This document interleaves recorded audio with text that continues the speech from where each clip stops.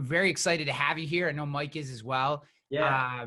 Appreciate you taking some time with the show and sharing some of your expertise and some of the things you have going on. I'd love to start I'd love to start with just walk us into your background, because, our introductory call and it was supposed to be 10 minutes. It ended up being 35 minutes, and we're like swearing at each other and having, like yelling into the phone about, good stuff, not swearing at each other in an angry way. And it was such a good time. You even said it. You're like, we should have recorded that conversation because it was so much fun and so interesting. So just kind of take anyone who's listening who maybe hasn't heard your name, but maybe seen it in the 40 under 40 or whatever. Get us a little bit into your journey. Like how the heck did you get here to what you're doing today?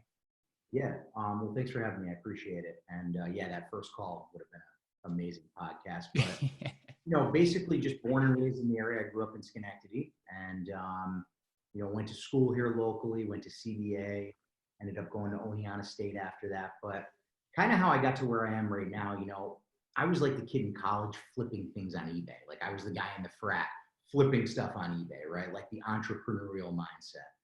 And so, when I got out of college, one of the first jobs I took was at Pitney Bowes. So it was corporate, and I was a territory rep for them. And it was, it was a good job. It paid well, but I always felt capped in the role. There was always someone ahead of you. You couldn't be as creative as you wanted with things. You kind of had to answer to people. And again, not that that's bad, but I had big ideas at that time. So, it's funny. I played hockey. You guys are going to know who this is because he's local, but I played hockey with a guy named Brian Chesky for 10 plus years. Now, Chesky's the CEO of Airbnb, as you guys probably know, right? He's out of Niskayuna, graduated same year as me. So we grew up playing hockey together for years. And then when I went to CBA, we played hockey against each other. But long story short, I remember when Airbnb was like exploding, right? And like I saw all this success that Brian had, and I was like stoked for him, like you're seeing somebody come out of the area building $1 billion, worldwide. Everybody knows what Airbnb is, right? And so I saw that, and it just kind of like lit a fire in me. That like entrepreneur came back. And so we'll go back like 5-6 years. It was about 6 or 7 years ago, roughly, that I left that kind of corporate world, and I took a job at a startup in Manhattan. So I was living in Manhattan half the week, coming back and forth, and that startup was a e-commerce software company. It was a multi-channel company. So you guys are all familiar with the platforms, eBay, Amazon, Walmart, Shopify. This guy built this really cool tool that you could upload product to and syndicate it across every channel simultaneously. All the taxonomy was built in. So I pretty much got my doctorate in e-commerce by working at this company. I came on as the head of sales, and we exploded. We blew right out of the gate. I did a deal with Alibaba. Etsy almost acquired us. So I got some really hands-on, I guess, experience, if you want to call it, just working at that company. And, I went as far as I could there. I was making really good money there. I owned a decent chunk of the company. I had some equity there, but still was kind of ballooning to this point where Alibaba was ready to invest $7 million in the company. I structured that deal. And the CEO at the time, he wanted to go like a different route with it. And, we were good. He was in my wedding. He's still a close friend today. But I decided to kind of go out on my own at that point. So I started an agency, knowledge that I had. So what I was doing was I was taking Amazon sellers, factories, or large brands. I was taking them to Amazon and growing their catalog on there. So I had a team. We were an agency, think the agency model at that point. And we were getting up to like $500,000-$600,000 a month in sales in a very short time, 3-4 months, and growing. And then a local gentleman here introduced me to who is now my business partner. He's an RPI graduate. His name's Vincent Lau, and great guy. He lives in Hong Kong, and he's a manufacturer of the products that we sell now. We partnered up and went on Amazon directly, and there's some box store stuff as well.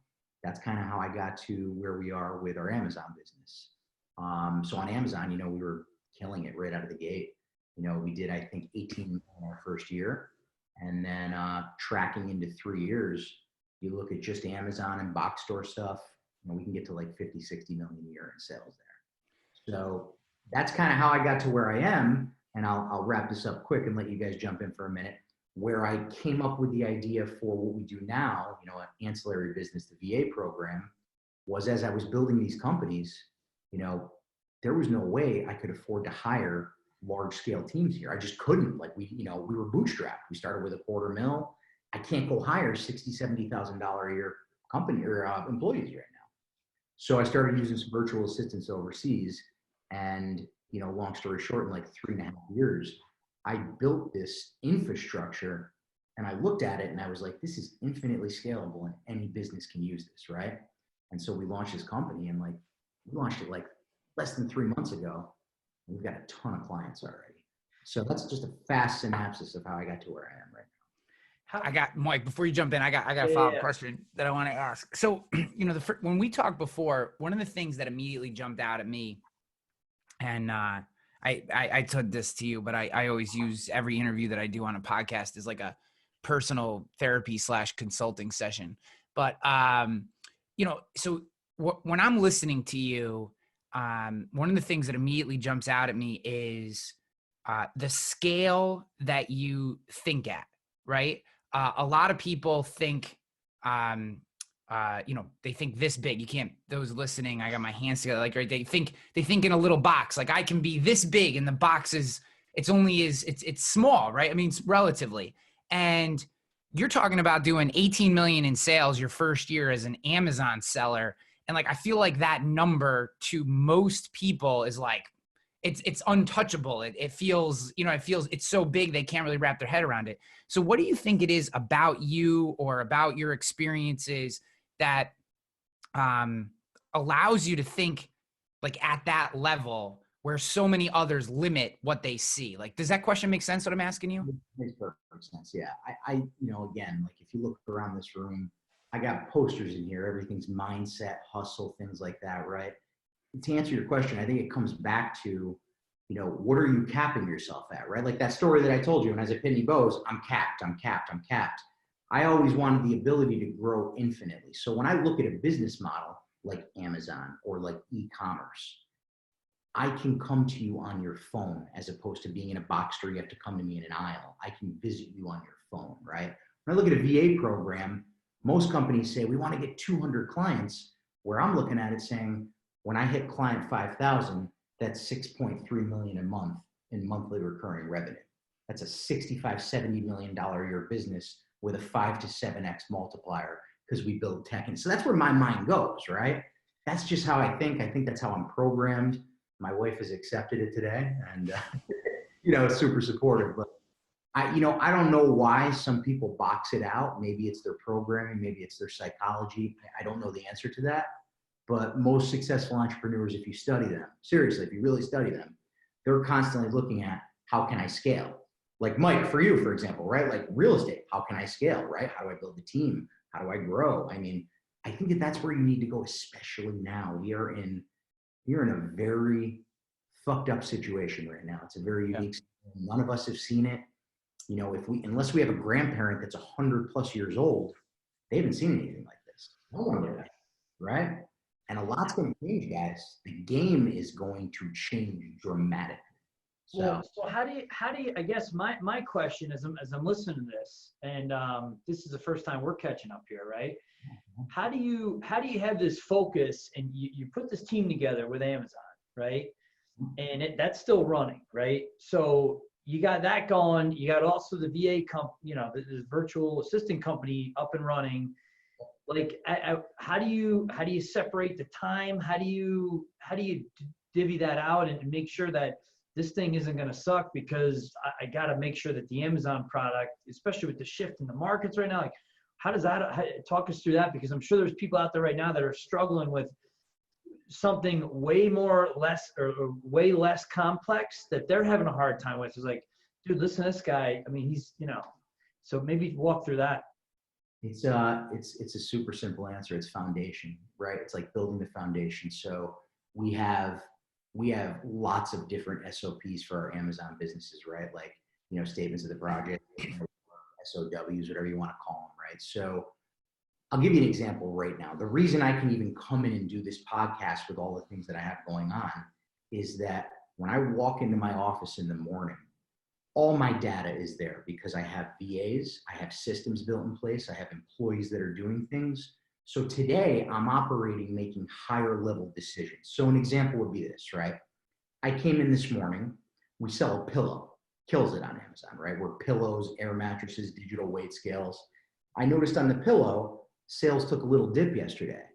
When I looked in, we lost our strike through pricing, meaning like $49.95 used to say $69.95. That's a big psychological thing online, right? So I can pivot and make a fast decision like that. Yeah.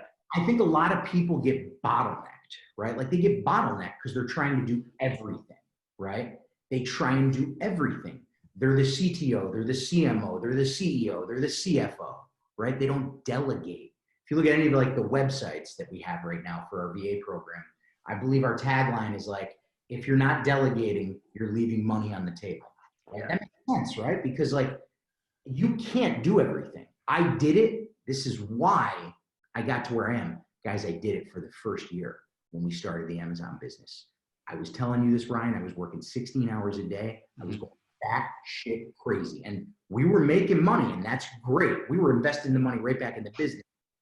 I don't care if you were paying me $5 million a year, it was not worth where I was mentally. How did you, because I struggle with that myself, right? So how did you, because there's that like, you know, there's that pull. It's like, hey, I can invest into the systems and lay the groundwork, and it's gonna cost me for the short term, but long term, that's a very hard thing for a lot of people, you know?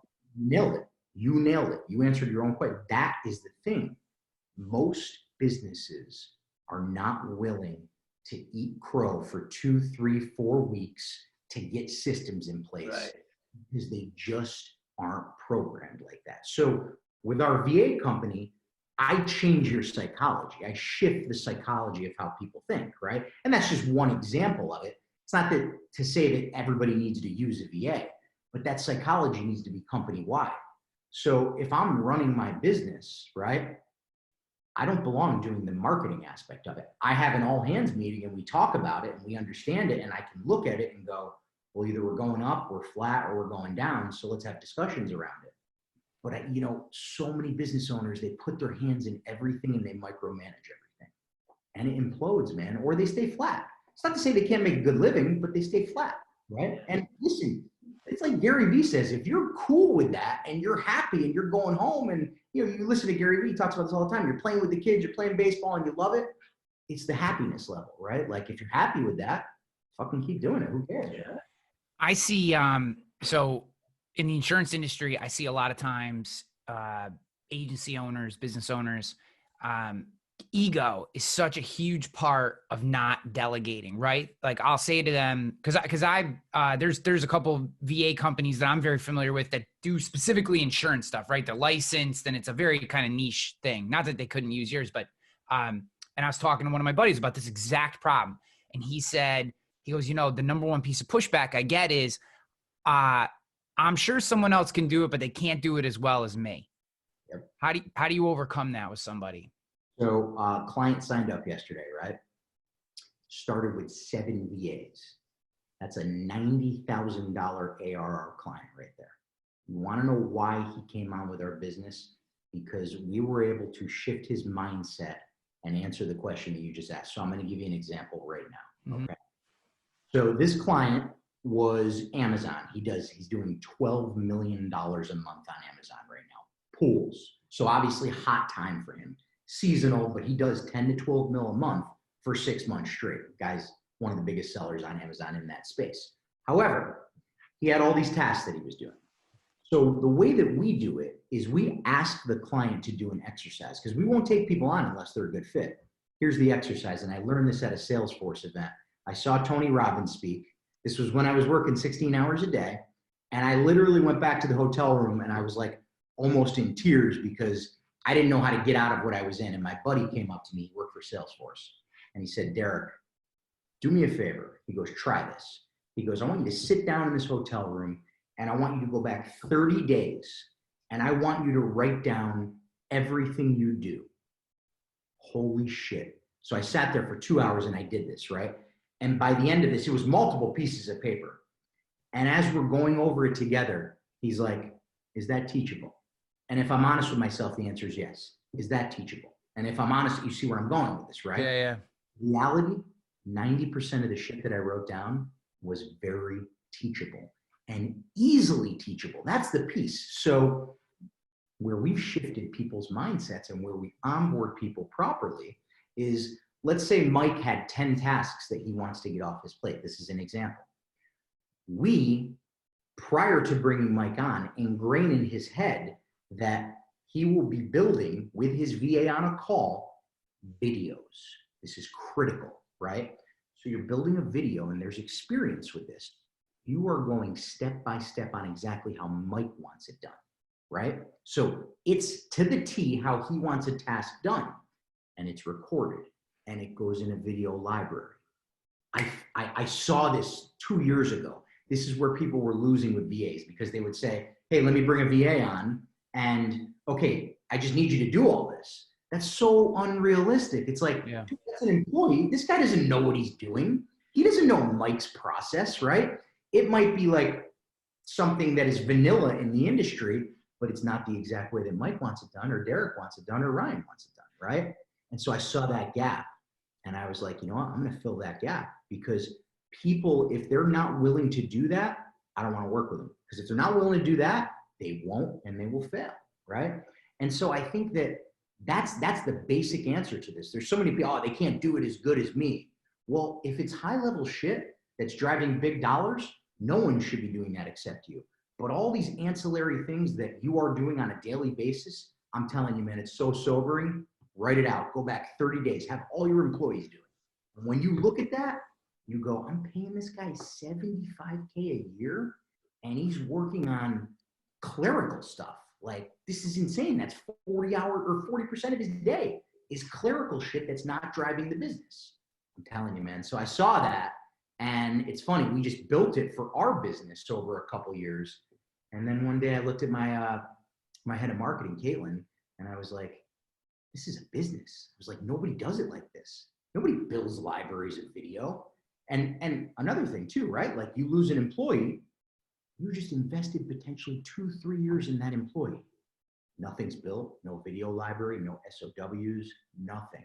So now you got to hire, start the whole process over again, spin your wheels.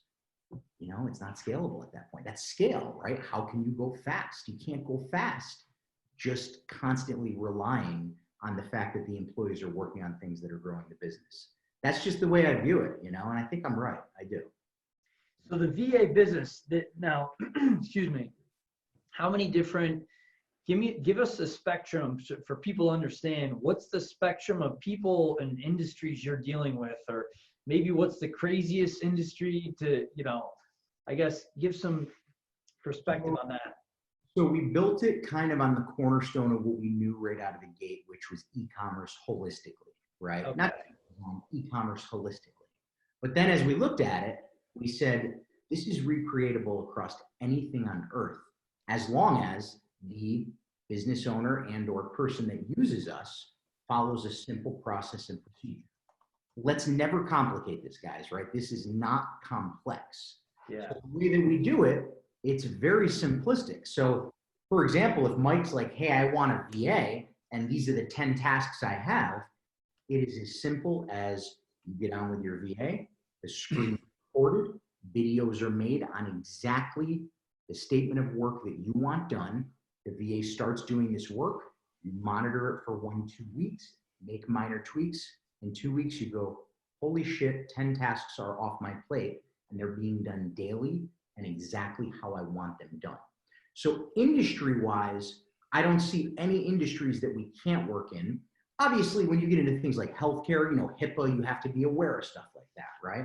And I'm working with attorneys on stuff like that right now because I want to scale, right? At some point, I'll have an office in the Philippines for phone customer service because the English is a bit better, and some companies are, you know, they're very adamant about that. They don't want too heavy of an accent, and I get that. I can respect that, right?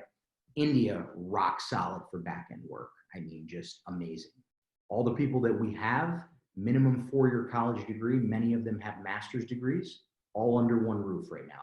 Obviously, being that COVID, they're remote right now, but, you know, before pre-COVID, we have one big office building there. 1,000 seats upstairs, 100 seats on the floor we're on. But to answer your question, too many businesses complicate it, right? Like everybody complicates it. Right. Not complicated if you follow certain systems and procedures, because I'd be willing to bet both of you right now, if you did that exercise, me included, right? We all redid the exercise again. I'd find 3 or 4 things I'm doing on a daily basis right now that I could get off my plate. And I think that's why it's always a good idea to try that exercise, you know? Do you think a lot of people are fearful to make the investment in their business as well? Like I see this a lot with the marketing function too, just in general. Like you have to market to let people know that you exist so that they come to your business or they reach out to you, whatever. Yet so really, when you break it down, so few businesses actually do marketing. Now we're saying this isn't just like a ring the cash register activity. This is a mostly a back end activity. It feels like, I think a lot of people probably struggle just wrapping their head around the investment that you're making, right? I mean, how do you walk past that for somebody? So if you guys have been following, LinkedIn or anything like that, right now, what the market's predicting is that remote workers are going to be the new quote unquote norm moving forward. Let's seriously, I mean, we're on this call right now in the middle of COVID. Let's not bullshit ourselves with what's going on right now and where this world is potentially moving. I mean, things are going to be a lot different, right?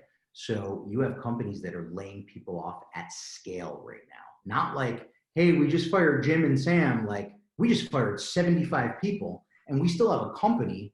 Like, we need to figure this out. What are we going to do to like weather this storm? And then after that, kind of get through it. And so, I look at this analogy like this, right? And not that this would be a good fit for a VA, but this is what's tough about small businesses right now. We don't know how long we have to social distance. We don't know how long before there's a vaccine. I'm just a realist. I'm not being negative. I hope that a vaccine comes tomorrow. I don't want people to die, right? But I'm looking at what's happening in the market right now. They're paying people to take oil right now. Like, shit is crazy right now. Yeah. So if you really think about where this is going, it's going to go to this spot where companies are going to realize I can have remote employees. And I don't just mean overseas. I can have remote US employees. I can have a remote team overseas. Like, do I need commercial real estate?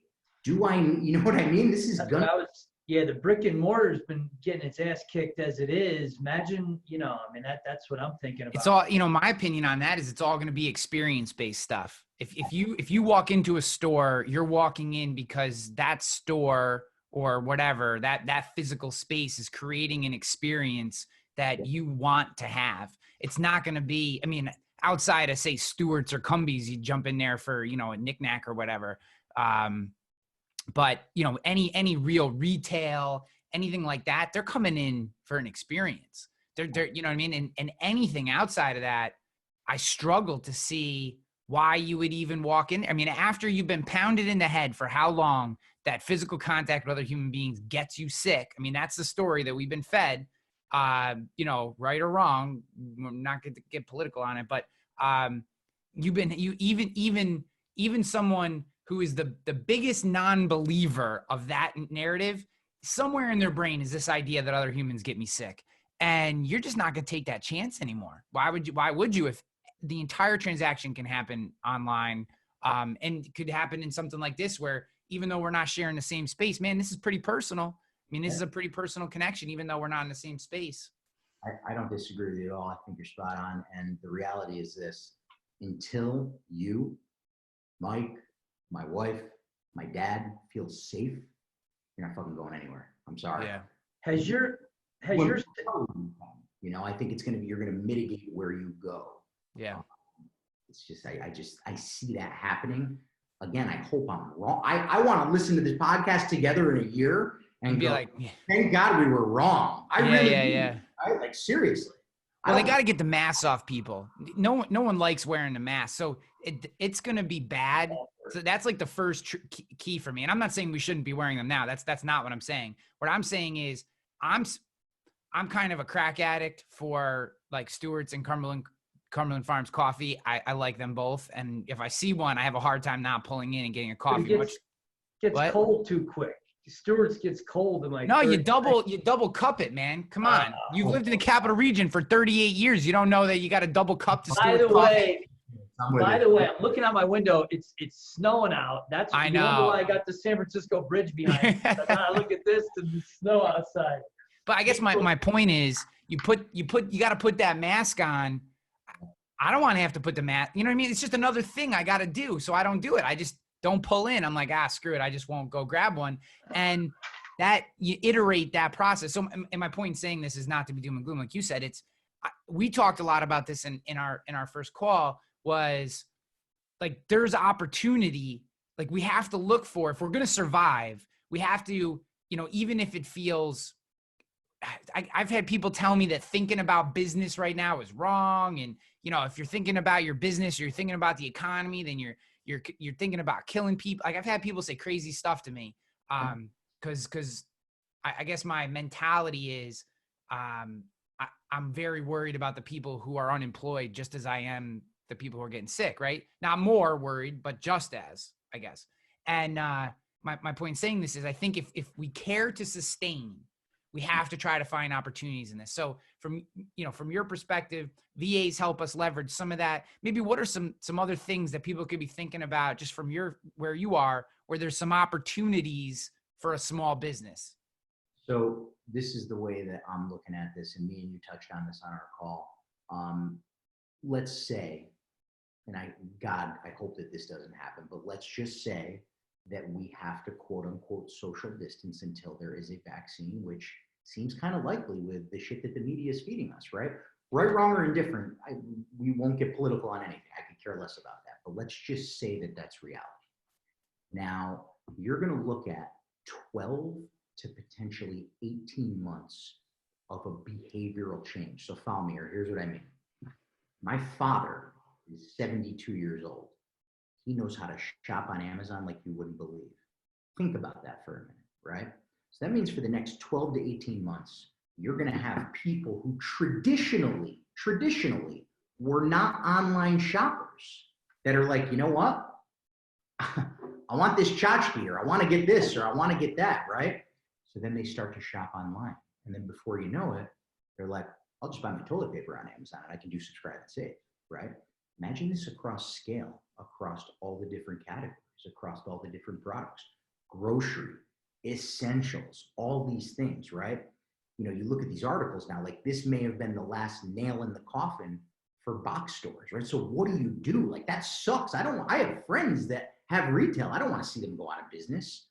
You have to fucking pivot right now. You have to. You have to pivot right now.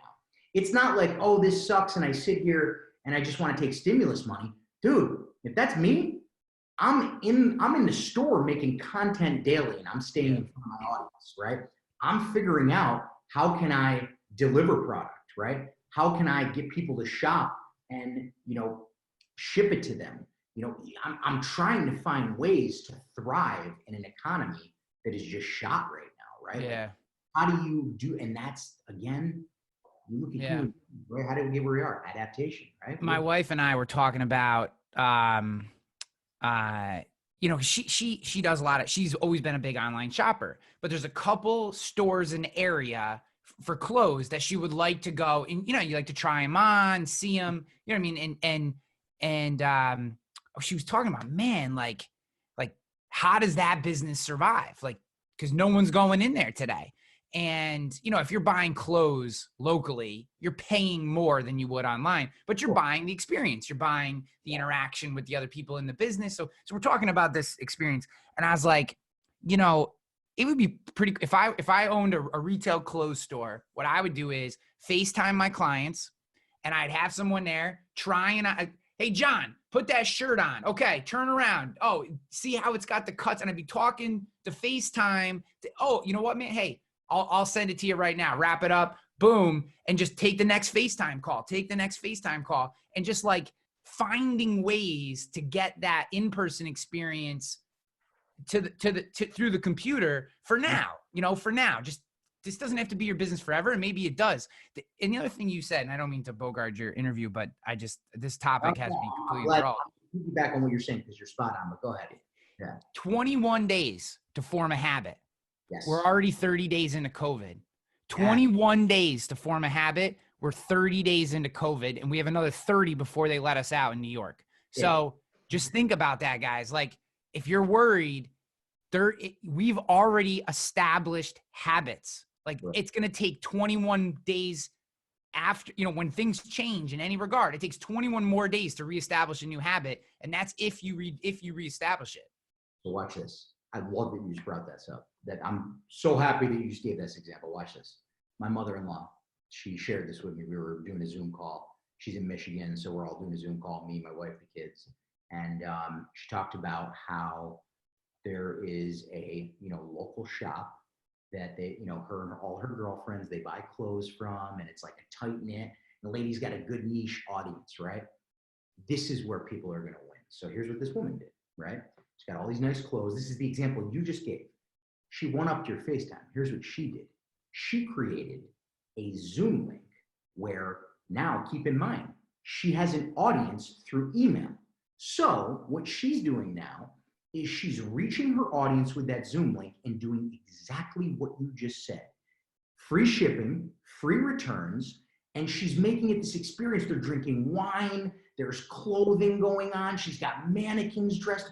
Dude, that is a real entrepreneur. Now, here's two things that'll happen there. Ready for this? She may have just hedged her business in two ways. I'll tell you why. Number one, for the shopper that gets behavioralized, right? For that 21 day, like you talked about, they may like that experience so much that they might just start shopping from her store online.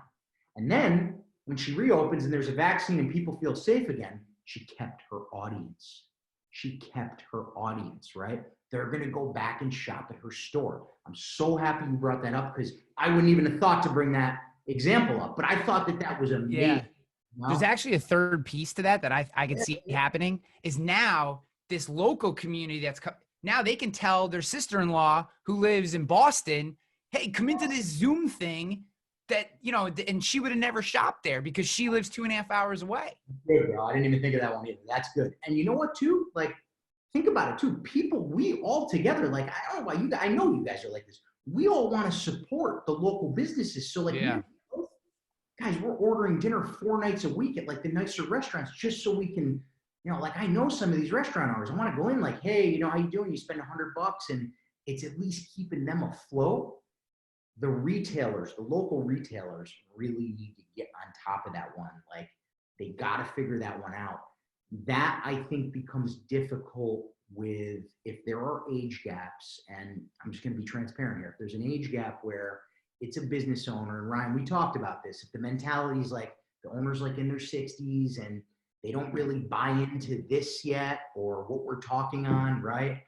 And they don't make that pivot, I think it's going to be dramatically harder to keep the audience and come out of it because of exactly what you said. The behavioral changes will happen, whether we like it or not. Like, that's the thing, someone will listen to this podcast and be like, I hate these guys that they're talking about this, but it's what I said to you on that first call. Maybe it'll make them go home and when they put their head down at night, have a sobering thought in their head of like, I need to really pivot. Like, this is not changing anytime soon. Or even if it does, right?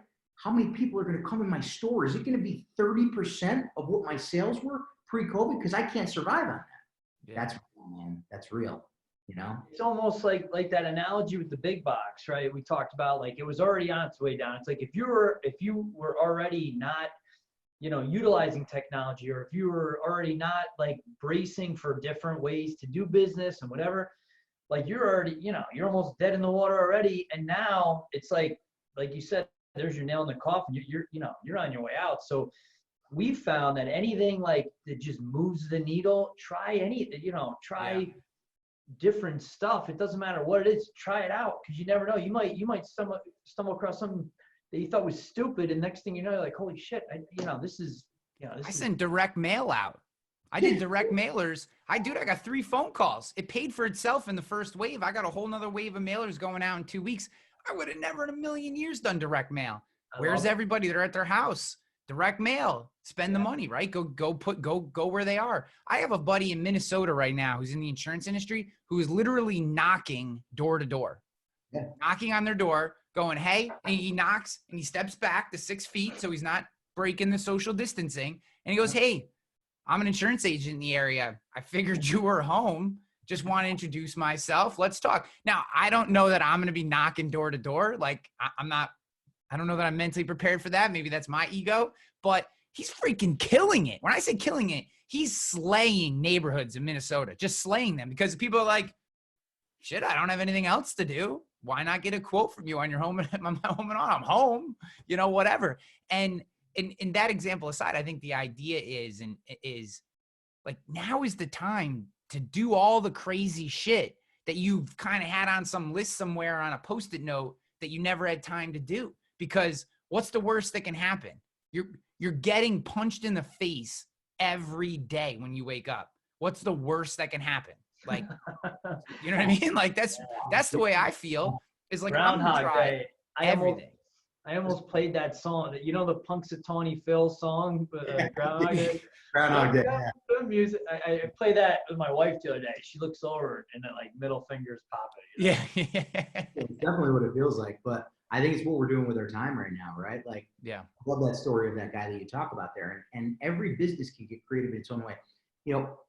If we looked right now, seriously, I really mean this. If we looked at most local businesses here and we looked at their social media, it's shit. Let's just be honest. Oh, it's yeah. shit, right? Like with me, with Instagram, I leverage Instagram to grab 30,000 targeted Amazon e-com followers. These guys follow me. They watch all my stories. When I travel, I post so I have this Instagram page that when I launched a new company, I was able to leverage a shitload of clients off it immediately, profitable almost overnight, right? Yeah. It's that stuff right now. I really think these companies, I think it's who is it? It's either Grant Cardone or Gary Vee or one of these guys. They say if you're not posting, and Gary Vee goes, he's excessive with it because he's all about content. He goes, I post 100 pieces of content a day. Yeah. That's crazy, obviously. That's a lot. But he goes, yeah, he goes, if you're not doing anything, he's like, do one. Do one, right? So you got one person, I'm fortunate. I got a videographer. So I could sit here in a studio setting and pump out a 10-minute video. And my videographer can cut that, dice it, add music, lay over text, and I can pump that to IG, Facebook. Then I can throw on a little bit more of a professional attire, build a video for LinkedIn, right? Stuff like that. Get in front of audiences and start to build a following. That's the problem right now, that a lot of people slept on social media, man. They slept on it because they figured I got all this local business. And yeah, it's a handshake business, right? Dude, before we started recording, you panned your cam to the left and showed me your studio in your office, right? And then I did the same exact thing, panned my camera to the left over here, and here's my studio. I'm in a 12 by 10 room, and there's a studio. So it's like, when people tell me they don't have space, they don't have time, they don't know what to do, this whole setup costs like $150 if you have an iPhone. I mean, you're telling me you can't afford $150 to have a studio? Field's sitting in front of his studio. So it's like, there's... I'm in San Fran, man. No, but before you turn that on, I saw you had the greatest... Yeah. You have the same, we all got the same setup here because I think we're thinking like that, but that's where I think it takes maybe the son or the daughter of the older business owner to push them a little bit, like, Mom, Dad, we got to hedge this right now. We need to start doing things like this to stay relevant, because I think a lot of people are going to get. Yeah. I obviously. In my dark moments, I pine on starting a business in January of 2020. But there's this other side of me, and I think this is true for anyone who's a young entrepreneur that's listening. I think you should be salivating during this time, because I think now there are a lot of businesses that have been around for I count myself lucky because I don't have any of the legacy crap that I got to turn around, right? I'm getting to build this, what I believe, I'm building something for the next 10 years. This is what some version of this is going to be the next 10 years of business at a minimum. And I'm getting to build from scratch that business that fits the next decade, where a lot of these small businesses that have been incredibly successful and do great work, man, some of the stuff we're talking about for them, the reality is it's a hard pivot. Mentality, process, people, talent, skills. Like, it's a big pivot for them. And there's a lot of baggage that comes with that. So I think for people who are sitting on the sidelines, or maybe young entrepreneurs, or trying to do stuff on Amazon, trying to figure out some deals like what you're doing, there's all these different business models. I think they should be salivating right now and saying to themselves, how do I make moves and set my business up for the next 10 years where my competition isn't? Like, there's one other agency in the entire Albany area who pumps out content like I do, and I'm married to the owner. So, like, I have one piece of competition. Yeah. Field, nobody does real estate video like you do. Nobody. I mean, it's crazy. The video that you do, the amount that you do, the way that you do it. Like, I just think now these aren't incremental gains. These are logarithmic gains. These are exponential gains if you're doing that work right now. Just the podcast, right? Perfect example. Just the podcast we're doing right now. Field, you, me, business comes from that. People don't get that, right? Like, that client that I signed up yesterday, right? If he ends up grabbing 10 VAs, that's $120K a year paying customer. He found me on the largest Amazon podcast in the world because they asked me to come on and do it. And I was like, absolutely, what an honor. You know how much business I got from that? A podcast. It was free, and we sat and talked about this stuff. Like, that's the thing, right? Like, if you own this business, start a podcast around it, right? Like, you go back to Gary Vee every time, but he pioneered it. Like, Wine Library, right? That's what he did. He had a podcast, and he did Wine Library, and he built a $60 million a year wine company. And now he's got Empathy Wine, and they ship it to you, and he's murdering it off that. Yeah. Hanley, Hanley, I don't know. I don't know if we're gonna find somebody as interesting or as dynamic as this dude. I'm serious. When you started talking about what you were doing before we jumped on, I'm like, and again, I know you guys spoke last week, and I spoke to Hanley for a couple minutes, but I was like, holy shit, this guy, so with what you're doing, man, this is going to be tough to top as far as a local guest, Yeah, dude. So let's do this, because I want to be respectful of your time, and I know we're all busy. So tell everyone listening, the VA business, where can they get information on that, and then where's the best place for them to maybe connect with you and just kind of see what you're doing on social and stuff? Yeah. So the VA Relief Company. It's the name of the company is VA Relief, and so that's our domain, varelief.com, and they can go there. They can check it out. We got a free lesson. We give you free downloadable templates. You don't even need to do business with us. We give you a free downloadable template on how you can go through and do that exercise that we talked about early on in this podcast to see. And here's the thing, like, I don't give a shit if you do business with us or not. I love your business, but at the end of the day, if you went in and just actually did the exercise we talked about on this call and you won off that, then that's good. I sleep good at night knowing that, right? But in respect of all of that right now, I think that everybody should kind of dig deep and do that stuff. And I really think they need to double down on social media. On social, I'm most, I would say, active on Instagram. My Instagram handle is Amazon, spelled out, the number 8-figure seller. So Amazon 8-figure seller, just how it sounds, just 8 is the number 8. And, that, I love that channel has allowed me to really scale. Yeah. I got to tell you, like, all the Amazon employees follow me. Like, it even hedged me in the Amazon community. So, like, I'm friends with a ton of the Amazon employees now, right? And that brings its own avenues of, like, being invited. So I go to Seattle all the time, guys. Like, I'm at the Spheres. If you've ever seen that at Amazon, they let me, like, work. Dude, that's freaking amazing. I've been in those things. It is amazing. I did the tour. Yeah, really cool spot. Yeah. So before we jump off, though, real quick, I want to know, because you got real estate and insurance, right? And, like, you guys touched on it a little bit. I didn't really get to hear. So, like, Mike, right now with real estate, like, what's going on in that game? I just wanted to know real quick before we jump off. I know we're getting ready to end. We are at a basic pause where if you call in, you want to look at a house, we have to do everything virtually, right? the only capabilities you have as a buyer to get in that house is if you coordinate with the seller directly. And usually that's done through the agents, right?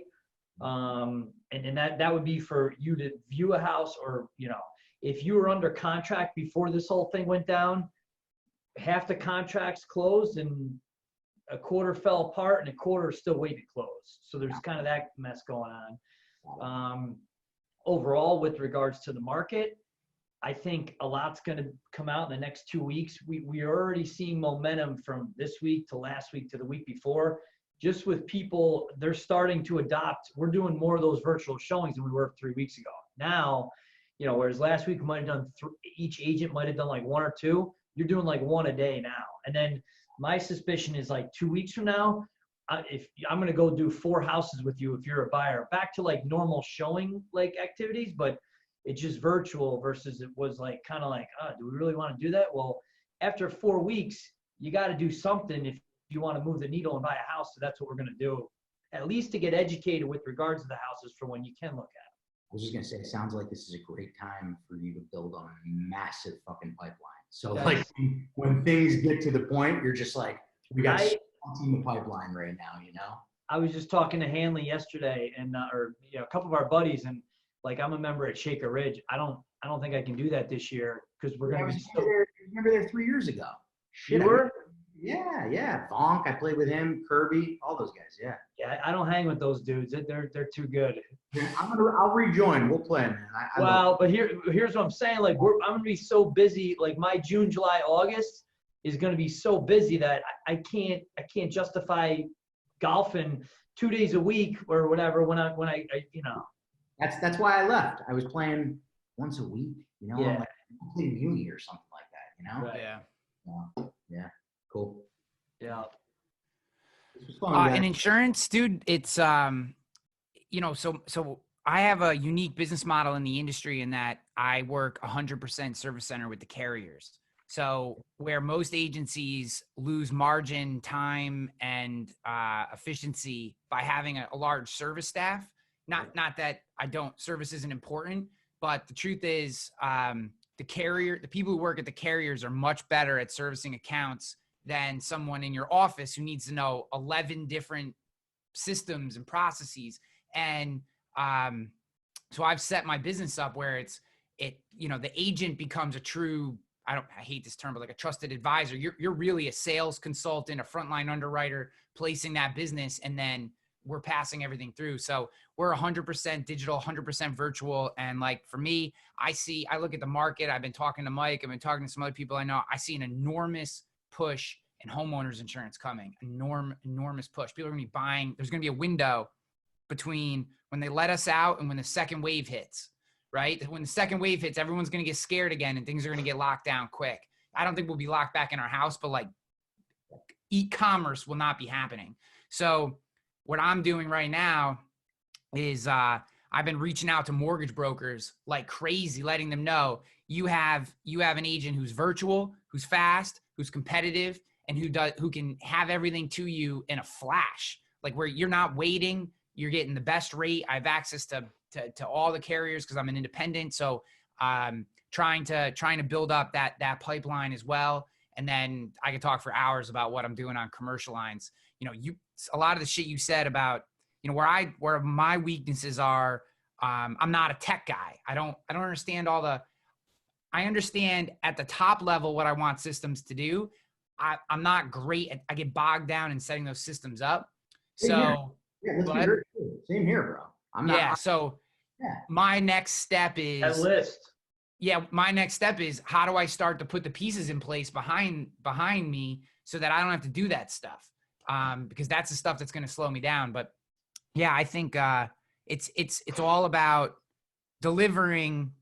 Up until this point, everything done online in insurance has been cheap prices, shitty coverage, right? That's everything you see online. Everyone who's massively online, the Geicos, all these guys, it's lowest coverage possible for the cheapest rate to get you to buy, go on to the next person.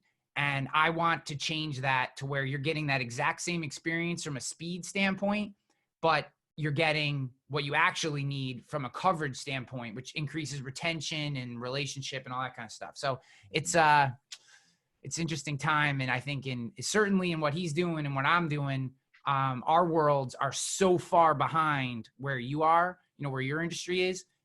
You're probably on the bleeding edge. We're on the other side. You know what I mean? We're on the other side, pulling them along. Getting ahead of it though, man, which I love. It's like you said, entrepreneurs right now should look at this as there's opportunity to figure out how to pivot and come up. Because here's the thing too. I know that we're getting ready to end here. If you come out of this thing, okay, business-wise, there is immense opportunity, because the reality is there will probably be a lot of small businesses. God, and I hope I'm wrong, guys. I don't mean this in a bad way, but there's probably going to be a lot of small businesses that don't survive something like this, or they just pivot their business model in a way that opens up market for someone who did survive it, right? See, I see this as a major talent opportunity for people. So there are going to be I see many small businesses are going to fall apart. That it's very unfortunate, but it's going to happen.